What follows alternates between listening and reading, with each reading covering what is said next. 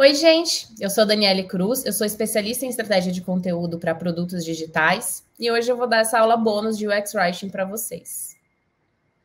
Eu vou começar falando de Content First. Não existe experiência sem conteúdo, então vamos ver como é que ficam nossos apps favoritos sem o texto.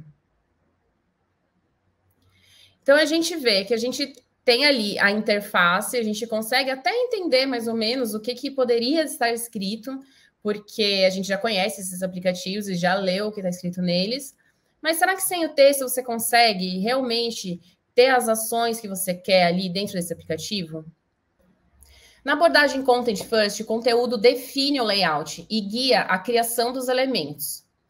Pensar no conteúdo antes do visual reduz retrabalho, facilita e agiliza o trabalho que a pessoa writer tem que fazer, proporciona melhores experiências para os nossos clientes e usuários e organiza a história que a gente vai contar. Você já se confundiu, com certeza, com o texto de um botão.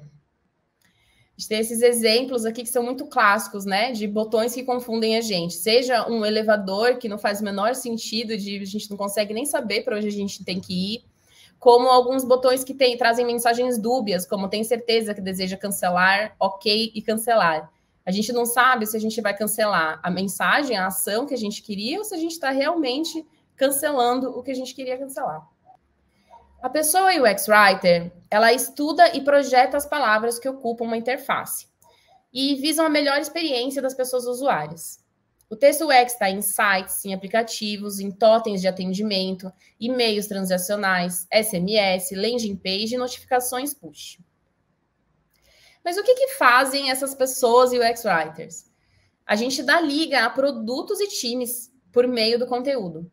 Então, com a nossa visão holística, a gente cria o tom de voz da marca, glossários, voice charts, faz o storytelling do produto, a gente leva a cultura do UX Writing para todo mundo e facilita para que todo mundo possa criar telas que sejam coerentes por meio de um conteúdo consistente. E na prática, como é que isso funciona? É muito mais o que a gente precisa informar nessa tela e menos preciso de um texto para esse botão. Ou seja, no UX Writing, a gente faz texto de interface. É um texto nítido, conciso, útil e acessível, com foco na pessoa usuária. É uma experiência de conteúdo. É um trabalho em equipe e de pesquisa, escrita, teste e iteração. E o que é que a gente não faz em UX Writing? A gente não faz copy e conteúdo de marketing. A gente não faz um texto cheio de adjetivos e palavras difíceis. O foco nunca é total em conversão. Não é feito sem uma reunião para entender e não é rápido de fazer. E como que isso funciona ali junto do processo de design de experiência de usuário? Então, aqui a gente tem o Double Diamond, que é um framework conhecido e que com certeza vocês já viram nessa altura. No Double Diamond, a gente define em 4 etapas o nosso processo de construção do produto ou de solução de um problema pelo design. Então, a gente tem, no primeiro diamante, quando a gente cria uma hipótese do problema, a gente vai descobrir e definir. Com o problema definido, a gente vai para o segundo diamante, que a gente vai idear e entregar. E entregando a solução, a gente repete esse diamante para iterar e entregar cada vez mais soluções melhores. E onde que entra a estratégia de conteúdo nisso? Na prática do UX Writing, no primeiro diamante, a gente vai usar para encontrar a história certa. Enquanto a gente encontra a história certa, descobrindo e definindo por meio dos processos de design, a gente vai, com o problema definido, criar um espaço para contar essa história. Enquanto no segundo diamante, ao idear e entregar, a gente conta a história do melhor jeito. Mas na prática, no dia a dia, quais são as ações que a gente toma em cada etapa? Primeiro diamante, enquanto a gente está descobrindo, o UX Writer vai analisar e sintetizar métricas e dados, analisar e ouvir ligações de saque, de atendimento, vai ouvir, ler chats e vai fazer algumas pesquisas preliminares.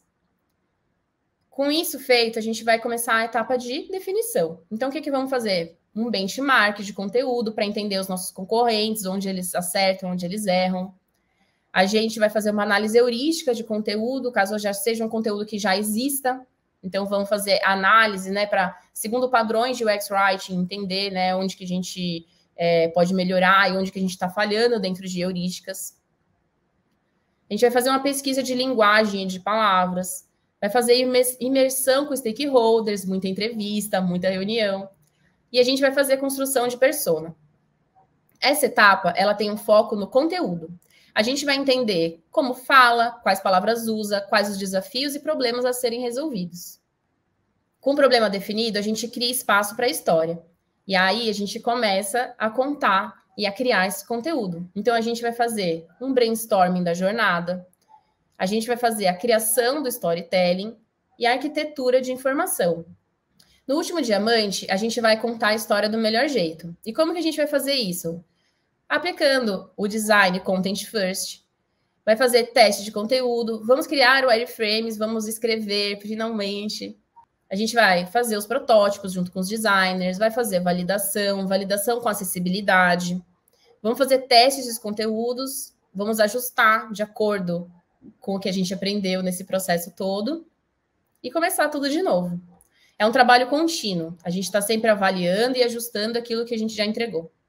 Mas se a gente quiser começar a fazer um conteúdo sem atrito, a gente precisa seguir algumas orientações básicas. Quando a gente pensa em escrever bem, o primeiro impulso é escolher palavras difíceis e rebuscadas. Mas na experiência de interface, o texto ele não precisa impressionar. Ele precisa ter uma leitura fácil o suficiente para passar desapercebido, enquanto ele tem utilidade para a pessoa usuária. E para a gente fazer isso, a gente segue alguns conceitos básicos de escrita. O texto precisa ser conciso. Uma escrita simples e com poucas palavras, ela não só exige menos esforço cognitivo, ou seja, as pessoas usuárias elas vão fazer menos esforço para poder entender o que a gente está escrevendo.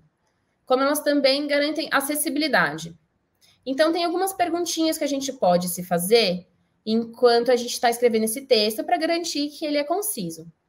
Todo mundo pode ler esse texto? Ele é fácil de ler? Ele é um texto que passa batido, sem causar fricção? Os botões têm 3 ou menos palavras? O texto tem menos de 50 caracteres de largura e 4 linhas de comprimento, principalmente se a gente está falando de interfaces que são responsivas, ou seja, a gente vai abrir no desktop, mas a gente também pode abrir no mobile. Ela capta a atenção da pessoa que lê nos primeiros caracteres.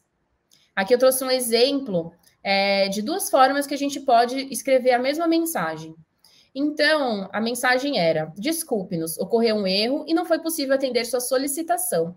Por favor, tente de novo mais tarde. Com essa mensagem, a gente não está exatamente dizendo o que aconteceu.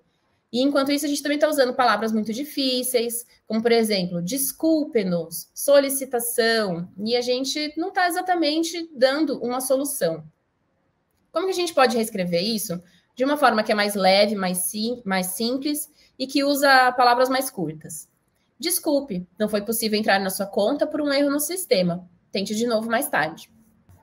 O texto também precisa ser nítido. E o que quer dizer um texto nítido? Que ele deve estar sempre alinhado com o tom de voz da marca, enquanto ele permite que todo mundo compreenda a mensagem do que a gente quer dizer. Então, as palavras, elas têm fácil compreensão? O nosso texto evita o uso de gírias e de jargões? O significado está claro para as pessoas usuárias? As palavras ajudam a pessoa a utilizar a interface? Elas são acessíveis a todas as audiências? Então, quando a gente fala de ser acessível a todas as audiências, entender quem é o nosso público e como que essas pessoas falam é muito importante para a gente conseguir falar na mesma língua que elas. Então, aqui eu vou trazer aquele exemplo que eu mostrei lá no começo, né? Do tem certeza que deseja cancelar? Como que a gente pode, no caso de uma experiência de compra, em vez de usar uma mensagem dessa, a gente, às vezes, vai usar mais palavras para poder explicar o que a gente quer dizer. Então, você quer mesmo cancelar o seu pedido? Isso vai esvaziar a sua cesta. E as opções de botão são cancelar pedido ou continuar comprando. E aí a gente garante que as pessoas vão entender o que é que está sendo falado, porque a gente está dando todas as informações que elas precisam para tomar uma ação. E o texto também precisa ser útil. Ele deve fazer sentido dentro do contexto da experiência e instruir ou orientar a pessoa usuária. As palavras representam algo que a pessoa usuária quer fazer? O que a gente está escrevendo faz sentido dentro desse fluxo? Ela é isso mesmo que a pessoa pode querer fazer naquele momento? Muito importante a gente sempre testar e ouvir as pessoas usuárias para a gente conseguir entender o que a gente precisa dizer para elas. Essas palavras, elas dão à pessoa usuária o controle total da interface, produto ou serviço. Ela consegue sair daquela tela com facilidade, se ela quiser. Ela consegue realizar a ação que ela está ali para realizar.